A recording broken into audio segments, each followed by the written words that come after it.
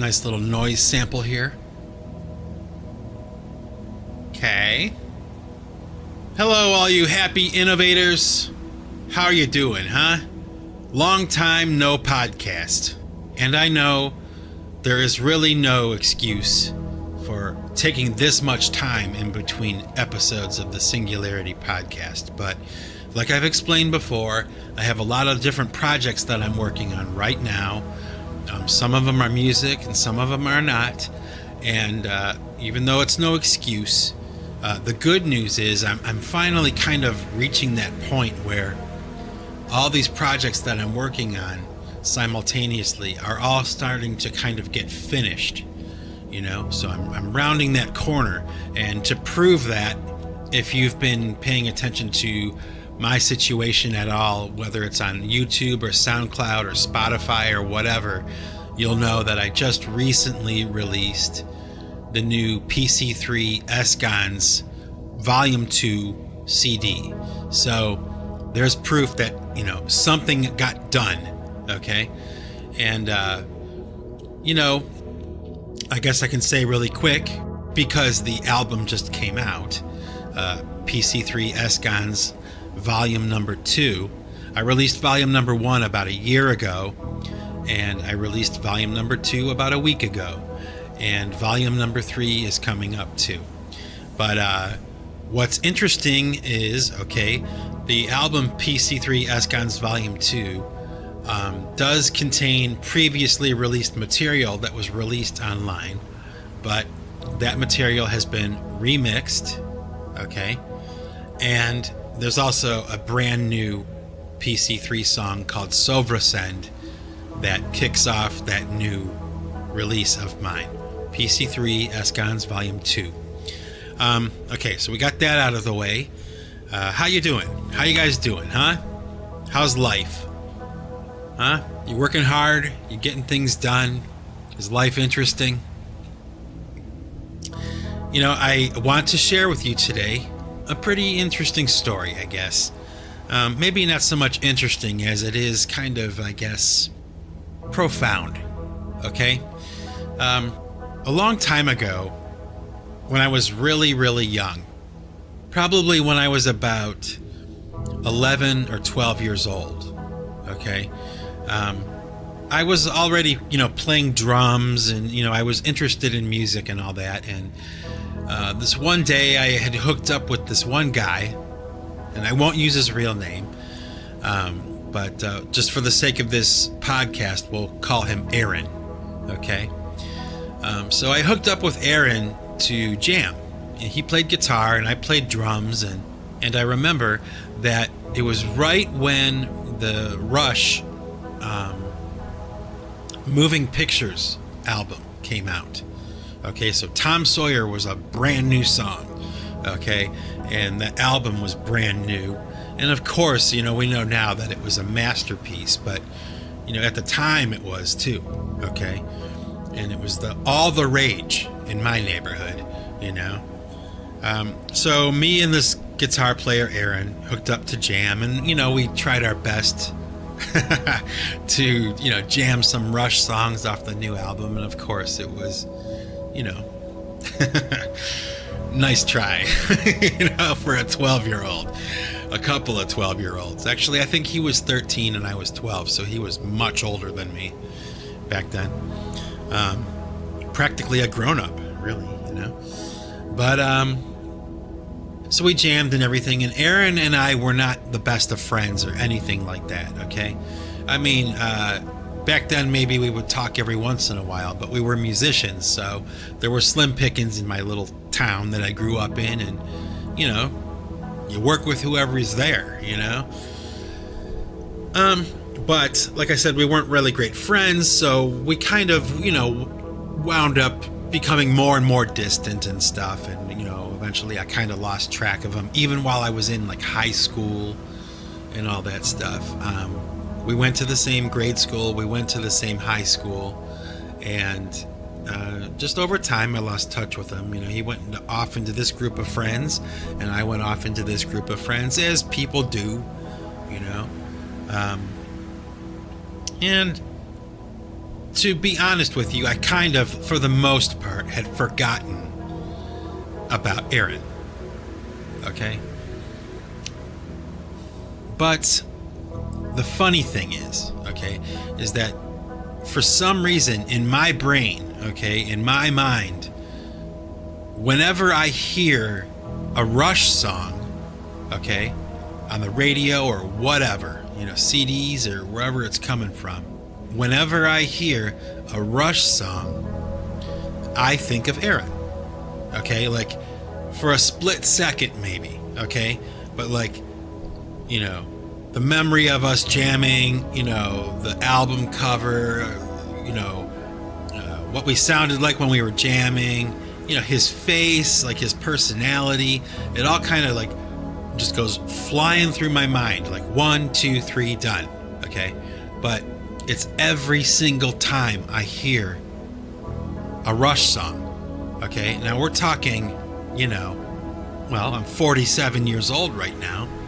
So how many times do you think in the past, 35 years or whatever, that I've heard a Rush song, and every single time I would think of Erin. Okay? That's where my brain went, and then I would just listen to the song or whatever, it would just be a zephyr that would blow through my mind, okay? And every once in a while, especially with the advent of like social media or whatever, I would kind of think to myself, I wonder whatever happened to him, I wonder what he's doing now. And then I would forget and I would go about my business or whatever. Maybe a month or two later, I'd hear a Rush song and I would think, I wonder whatever happened to him. And then I would get back to whatever I'm doing or whatever, So year after year after year after year of this, right? Well, last week, I heard a Rush song, okay? And this memory of him came back to me again. And I decided this time, after 35 years, that I was going to look up Erin and I was going to see just what he was doing, Probably not even give him like a friend request or even connect with him in any way, just to see that he was doing okay, See how his life went and if he was still a musician, and if he was, did he make anything of it and did he continue? And so I start looking, and I type in his name, and what pops up is this memorial page for him. And like my heart sank, because the last thing that I expected to see when I looked him up was that he was deceased. I mean, I was stunned, and I was really sad that he died. I mean, we weren't the best of friends, like I said. I hadn't talked to him in 35 years, but I was genuinely saddened to find out that he died. And what makes it even worse, okay, was that he committed suicide, okay? And he committed suicide back in like 1999 or 1996. So back in the 90s, he committed suicide.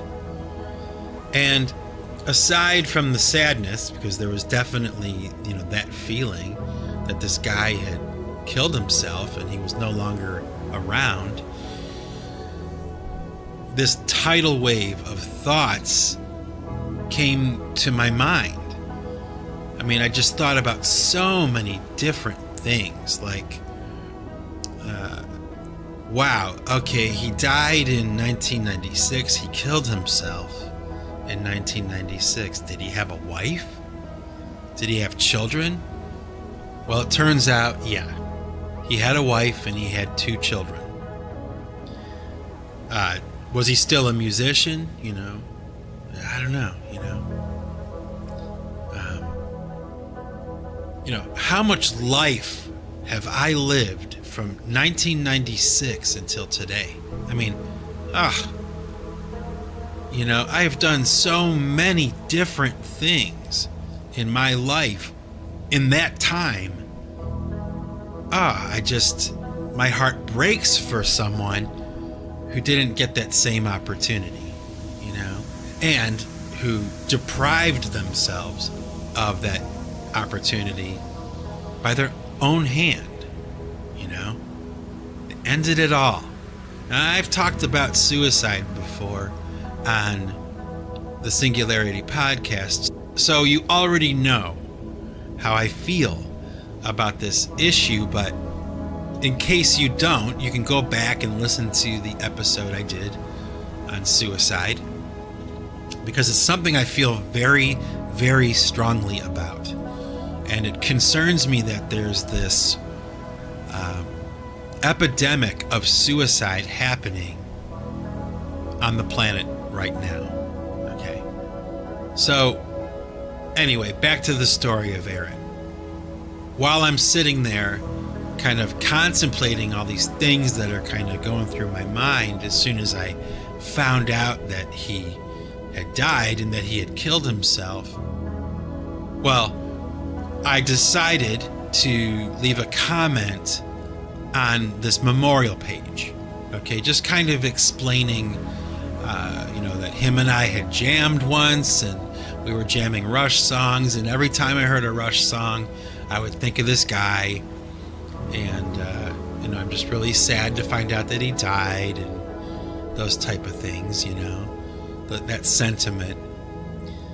And I'm sitting there kind of doing my work or whatever, and lo and behold, his sister responded to my message. Okay, so it was really kind of nice in a lot of ways, because it was the next best thing to being able to actually talk to this guy. But I wound up getting into this dialogue with his sister, and I didn't know his sister when I was younger. I remembered seeing her in school and things like that. I remembered her face, but she was older than me, maybe by a couple of years or maybe 3 years. So I didn't ever really have the opportunity to really talk to her.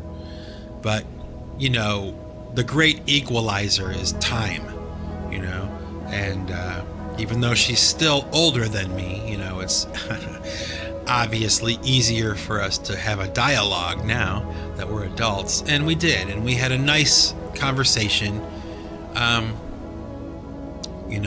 Her family, and her especially, are still extremely sad that this happened. I mean, they're coping with the loss of their brother or their son, and it was abundantly clear in our dialogue with each other that she really was still in many ways struggling with this memory and the sadness of this event, which harkens back to my thoughts from that other podcast I did about suicide, where it's like, suicide is the ultimate act of self. And while it's horrible for the person, the victim of suicide, the real victims of suicide are the people that are left behind. It's a burden of sadness that probably will never go away until the person dies themselves. Like, the sadness attached to having lost someone to suicide would just stay with you until you breathe your last. It just doesn't go away. And it was clear after talking to his sister for a while. Yeah, that's the case.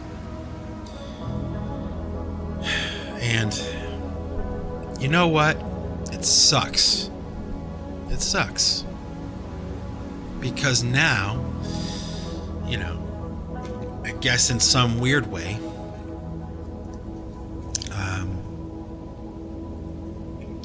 every time I hear a Rush song now, okay, every time I hear a song by Rush, I'm going to remember Erin, and then I'm going to remember that he committed suicide. So now, it's like forever and ever, this sadness of him killing himself is on my soul now too. It's like the ripple effect. People think that they're islands unto themselves, and oh my gosh, they're so wrong. How sad. How absolutely horribly sad. People can be so stupid sometimes, They can. And selfish. And just... And it just got me to thinking. It just did. It just set it off in my mind. Just the idea of, time and getting older and, I guess maybe because I'm, middle-aged, or approaching middle-aged. I'm 47. Like I said, you reach a certain age and you start contemplating, like this idea that you're gonna die, and it just is. It's hard enough, as a healthy adult male to think that stuff, but to think that somebody, way back in the day, someone who was so young, so young. How old would he have been in 1999? How old was I? I don't know, maybe 29 or something, or 28. I don't even know. Horrible at math, by the way. But, my life hadn't even started yet, 28 years old? It's like, damn, that's like, I was still a kid, I hadn't lived any life yet, practically. That's how it seems anyway now. 20 years later. It's like, to think of my life having ended at that time. I just, and I tried to ask Erin's sister, some of the details, without prying and without, making her dredge up this horrible memory, in its completion, just kind of giving me some of the basic facts of the situation. And she told me that, he had a wife and 2 kids and he never left Ohio. And she didn't really go into the details of why, he committed suicide. However, she did say emphatically that she's willing to talk about the situation because mental health and mental illness is something that people don't take seriously, and they should. And that was her prerogative, it was her point of view. She needs to share this story because it might help someone else. It brings attention to this idea of mental illness and mental health. And like I said, we talked for a little while, and I really appreciated that because it really I think there was a sense of closure with the situation, just having gotten some of the details was better, I think, than having no information at all other than the fact that he killed himself back in the 90s. That wouldn't be enough for me to just kind of let it go, so fortunately for me, I guess I can say I'm able to move on from it. Obviously, he wasn't my best friend, he wasn't a great friend to me, but it's odd and it's strange how when you make a connection with people, even if it's brief or even if it was a really long time ago, maybe it's not like this for you, I guess. Maybe it's just like this for me. Maybe I'm weird, okay? But just having brushed up against someone even that long ago, they're a part of my life. They're a part of my memories. They're a part of my existence. And it's sad when people leave because there's a gap that they leave, there's a hole there that they leave when they're gone. And I guess I could say I really know that because, I've talked about it before. I lost my sister about 3 years ago now, and even though it was 3 years ago, I'm still, in a lot of ways, still kind of coping with the fact that she's not around anymore. Yeah, I'm over it, and yeah, life moves on, and time marches on, but there's still that hole there that was filled by her, and the same goes for even this guy who I hadn't spoken with, in 30 years, So there's another thought, why didn't I look him up earlier? Why didn't I remain friends with him? He was a nice enough guy. We just didn't click, Some people you do, some people you don't. But he wasn't like a jerk or anything like that. There was no reason. So why did I tune him out? Something to think about, right? Why do we do that? Why do we, as a species, why do we do that? We have people come into our lives at a certain point and then they exit, or we come into someone's life at a certain point and we exit for no real reason. It just kind of happens by osmosis. It happens naturally. You just fade away from each other, It's a weird kind of thing.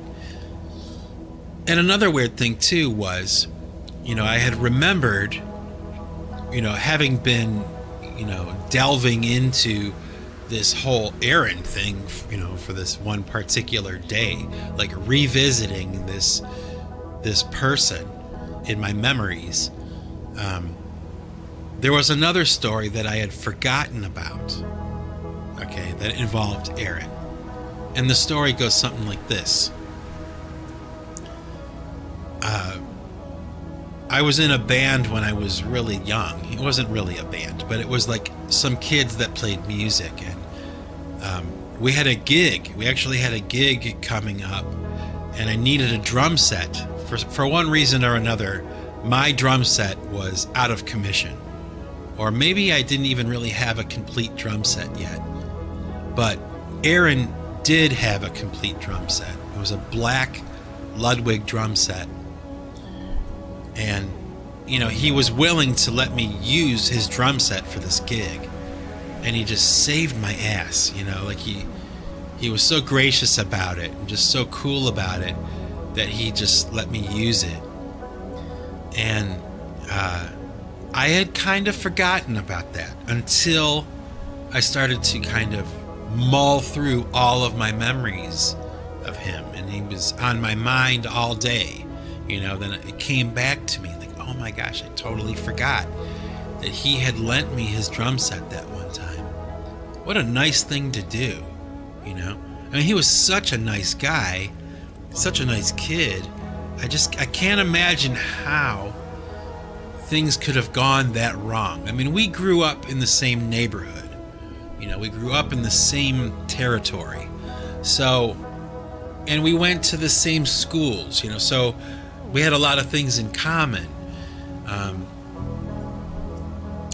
But he just didn't make it past the age of like 27 or 28, Like life had become too much for this cat, and he just decided he wanted out.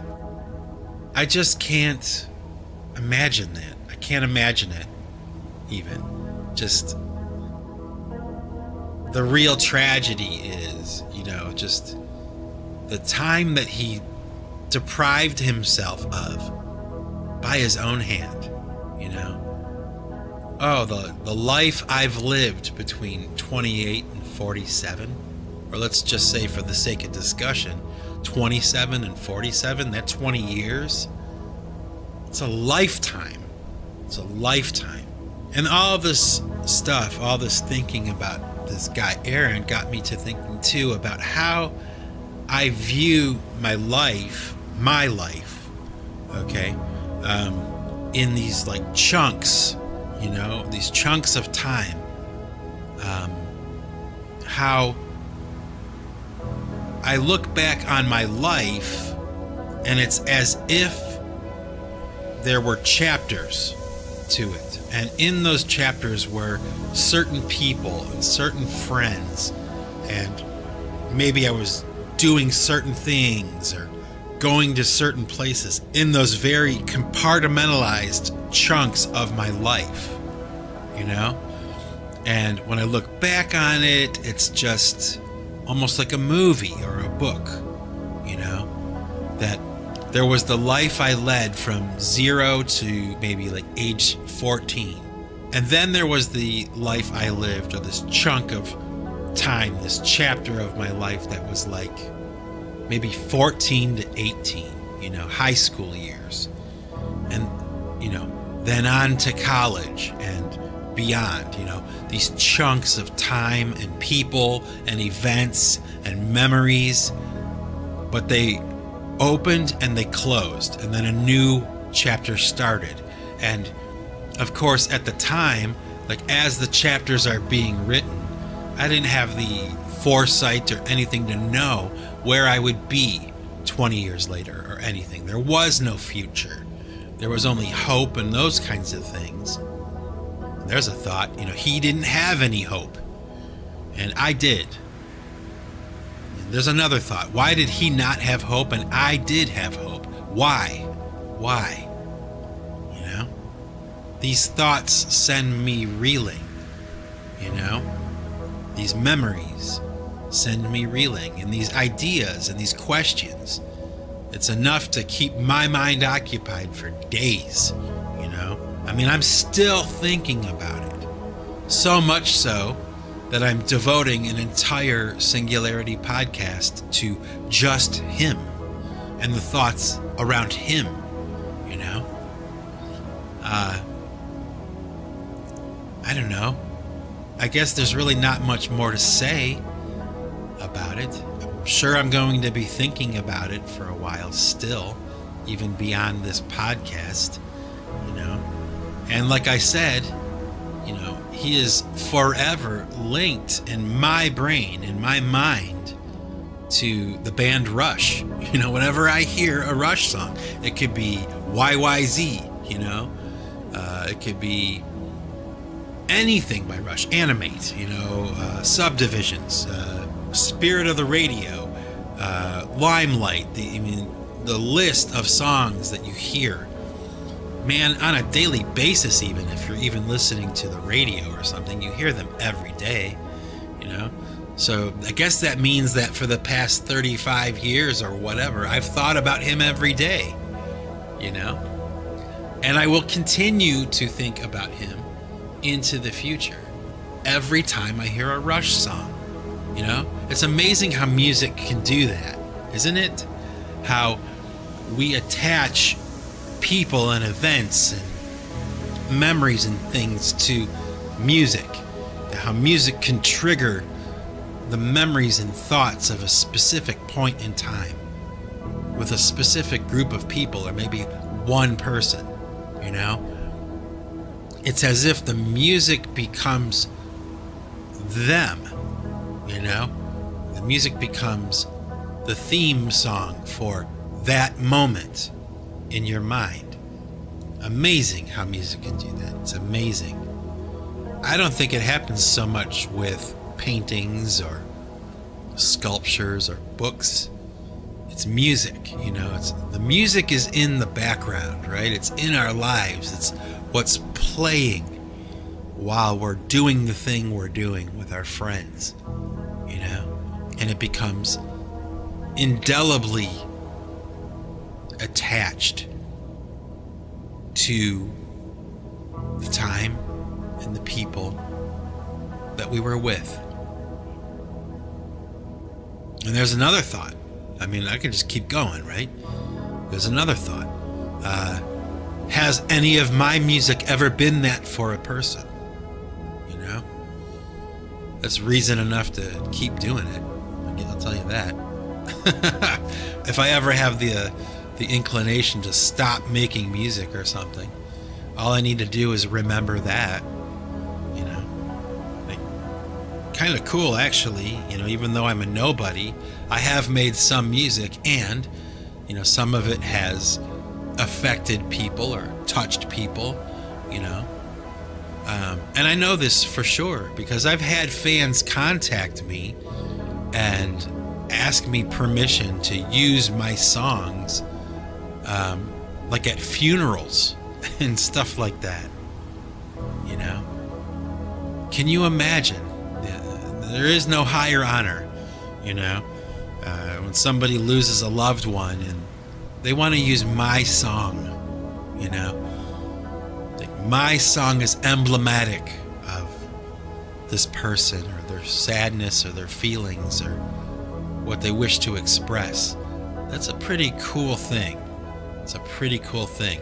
You know, as a independent artist, musician, whatever, and you may be the same, okay?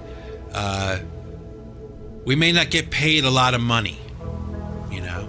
We may not have fortune and fame, but when you do things at a grassroots level, like I'm doing, and I'm proud to, by the way, I'm proud to be doing things on my own and DIY, and proud of the fact that I'm not hoity-toity and, you know, in the higher echelons, you know. I'm down in the bottom, but we are the music makers, you know. We are the dreamers of the dreams, right? And there's value, there's real value in the art that we create, even if it's only in that way, you know, on that small level. But I think it's pretty cool, you know. It's a reason to wake up in the morning, isn't it? To know that the music that you're generating or the art or whatever it is you do, whatever it is, it doesn't have to be music, I guess, but for me it is. For me it's music. What a life, you know, what a life. To look back at all the music that I've made over the years, particularly between the ages of like 27 and 47. You know, wow. I just can't imagine it having ended at 27. Ah, it would have sucked. Would have sucked. You know, death sucks. There's my my proclamation. I will proclaim it today. Death sucks. But as bad as death is, and it is, suicide is even worse. And with that, I will close this Singularity Podcast episode. Oh, you will be hearing from me soon. And, you know, keep your ear to the ground. Keep watching my YouTube channel or Soundcloud or Pandora or Spotify or, you know, all the other places that my music and everything is. Twitter and all that stuff. I almost said crap, but you know, it's a necessary evil in this business, unfortunately. And if you pay attention, if you're watching, if you're subscribed and all those things, you'll be made aware of all the different things that are going to be coming out probably in the next month. It's going to be a very busy month. September 2018, I am going to be releasing quite a bit of stuff that I've been working on. So stay tuned. Have a great day, everybody. Again, I'm sorry that it took me so long to make another podcast, but I won't make any more apologies about it. I'll just leave it at that. This is Mike Bostwick from Pipe Choir Records, signing off. And remember, folks, if you want to keep what you've got to give it away. Take it easy.